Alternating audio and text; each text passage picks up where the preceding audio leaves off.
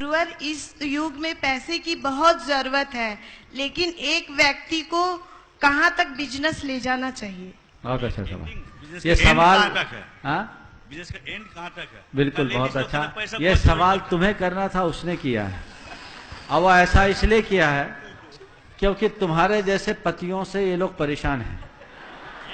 व्यापार करना है तो केवल व्यापार करना है। एक दंपति मेरे पास है, तुम लोग नहीं, कोई दूसरा था।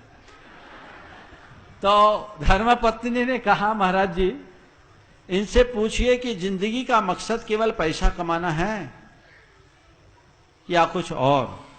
मैं जैसे ही उसके पति की तरफ देखा तो उसने कहा, महाराज हम पैसा अपने लिए थोड़ी कमाते हैं, सब तो इन्हीं लोगों के लिए कमाते हैं।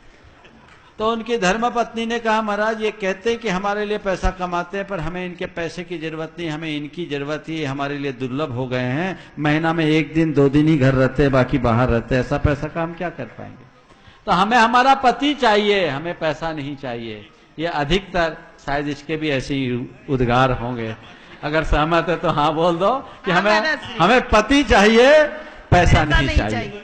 अब सवाल है कि पैसा कमाने की लिमिट क्या? महत्वपूर्ण है। आर्थिक प्रतिस्पर्धा के इस दौर में जो पैसा सब प्रकार के सामाजिक मूल्यों का आधार बन गया है, आज किसी व्यक्ति से कहो तो पैसा से पीछे हटने के लिए राजी नहीं होता। मैं भी तुम जैसे युवाओं को पैसा कमाने की छूट देता हूं। जितनी ताकत उतनी कमाओ, जितनी ताकत है उतनी कमाओ, पर 4 बातों को ध्यान रखो। 4 ही बातें। पहली बात, मन की मस्ती खंडित होने लगे। व्यापार में ब्रेक लगाओ। टेंशन आ रहा है, अब व्यापार नहीं करना। मन की मस्ती खंडित होने लगे, व्यापार में ब्रेक लगा दो। परिवार का प्रेम बाधित होने लगे, व्यापार रोक दो। ओम ओम ओम, हाँ चलने दो, चालू कार्यक्रम है, रोज का है। हाँ, परिवार का प्रेम प्रभावित होने लगे तो आप व्यापार में विराम लगा दो। शरीर का स्वास्थ्य बिगड़ने लगे, गति धीमी कर दो।